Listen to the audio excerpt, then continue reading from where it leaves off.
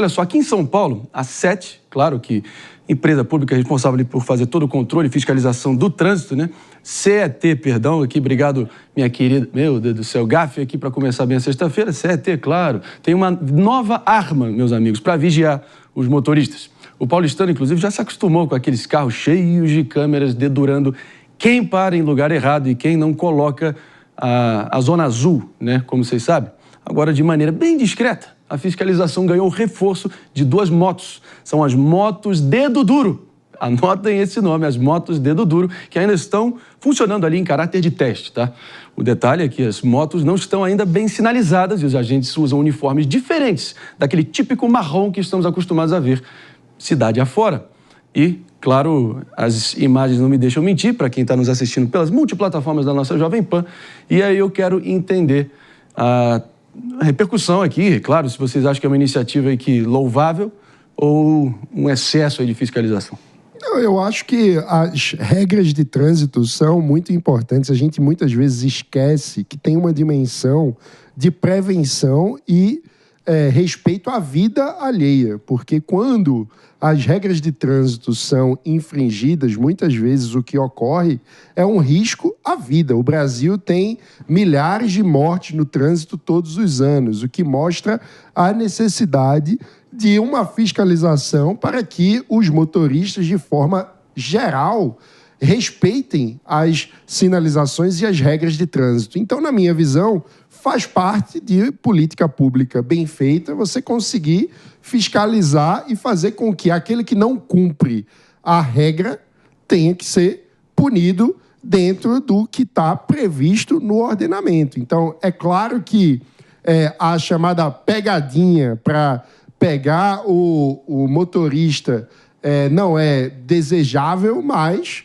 é importante que nós tenhamos a fiscalização para que as regras sejam devidamente seguidas. Mas aí tem um ponto também, mano, que acho que tô curioso para saber como é que isso vai se encaixar dentro da legislação. Boa. Porque a legislação, o Código Nacional de Trânsito proíbe, na verdade, que haja radar sem nenhum tipo de aviso. Você não pode ter radares ocultos no Brasil. Você também não pode ter uma fiscalização surpresa.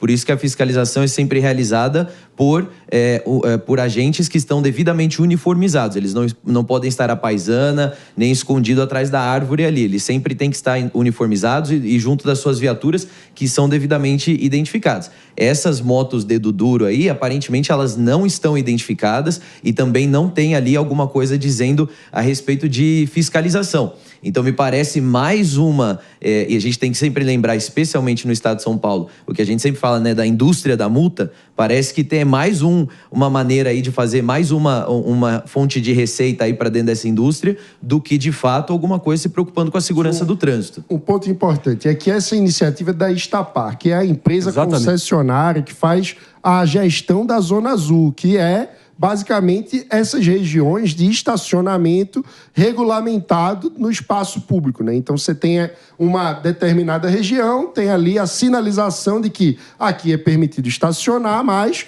com limite de tempo, porque é um lugar rotativo. Então você coloca a Zona Azul. O que essas motos vão fiscalizar é se o carro estacionado está devidamente usando a Zona Azul ou não. Então, se o carro não está usando Zona Azul, ele precisa ser multado, porque senão a regra do caráter rotativo do estacionamento vai deixar de ser seguida. Então, seria uma espécie de apropriação indevida do espaço que está reservado para um estacionamento rotativo.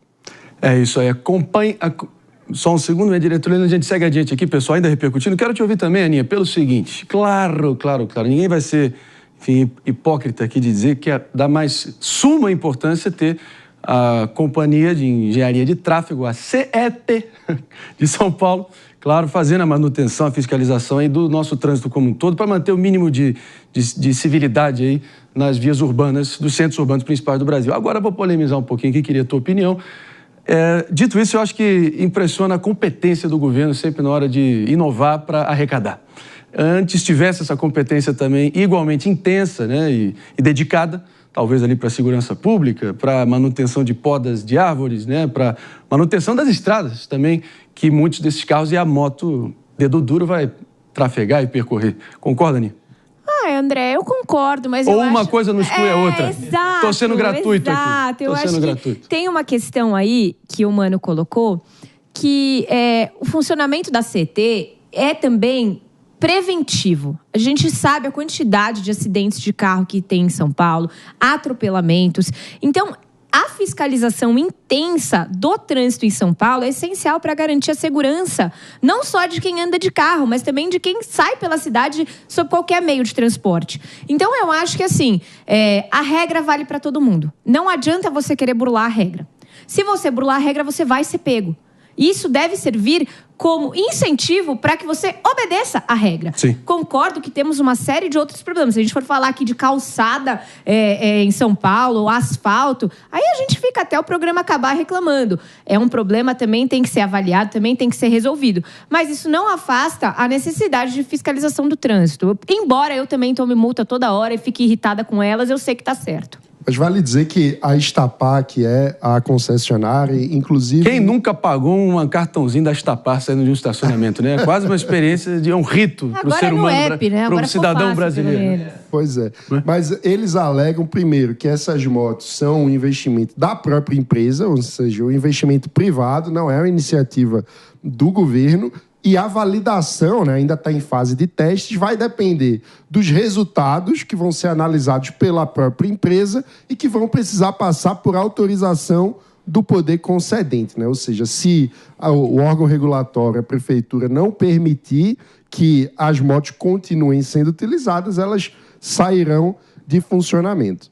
André, é isso aí? Aninha, posso pode dar uma falar. viajada aqui? É a mesma coisa da pessoa que reclama da fiscalização da Receita Federal na sonegação de impostos. Não tem que sonegar imposto, gente. Tem que cumprir a regra que está lá, dita, bonitinha.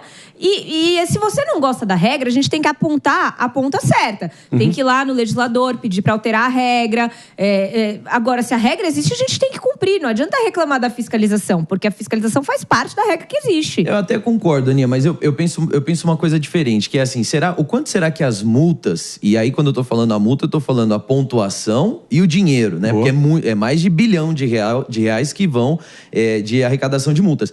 Esses dois, o quanto que isso é de fato educativo? O quanto que isso tem mudado o comportamento? Que quem descumpre precisa ser punido, de fato. Mas eu acho que tem a segunda pergunta. O quanto é corretivo? O quanto que é corretivo isso? Quanto que realmente, de fato, a gente consegue mudar o comportamento das pessoas colocando essas multas? Porque a arrecadação não está caindo em termos de multa. Então, significa que as multas estão acontecendo e mais pessoas estão recebendo multas. Ou seja, dar mais multas não melhora a qualidade da condução do trânsito, porque as pessoas continuam cometendo infrações e continuam fazendo. Então, será que não tem outra medida? Talvez a gente até voltar até a forma como se formam motoristas, que é toda essa a máfia das autoescolas e todas essas coisas que acontecem por aí, ou até uma medida mais educativa. Eu vou dizer uma coisa pra você. Uma vez eu tomei uma advertência. Eu não sabia que isso podia no Brasil. Eu passei um pouquinho do limite de velocidade na estrada. Confesso, em rede nacional aqui. Alô, galera. Achei que ia tomar uma multa. Gelei quando vi. Que pecador. Juro. Gelei quando eu vi ali o documento no correio, a cartinha chegando no correio.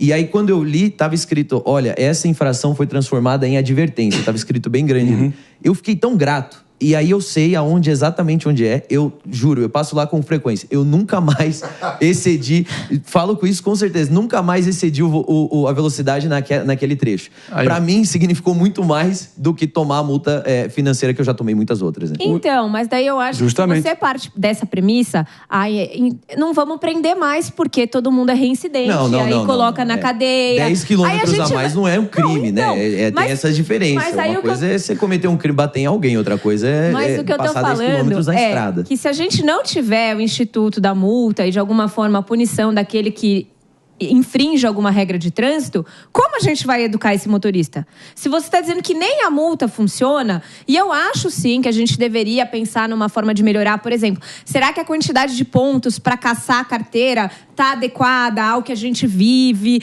Tem várias questões nesse sentido. Mas se a gente partir da premissa que, olha, não funciona, então é melhor não ter, aí o céu é o limite.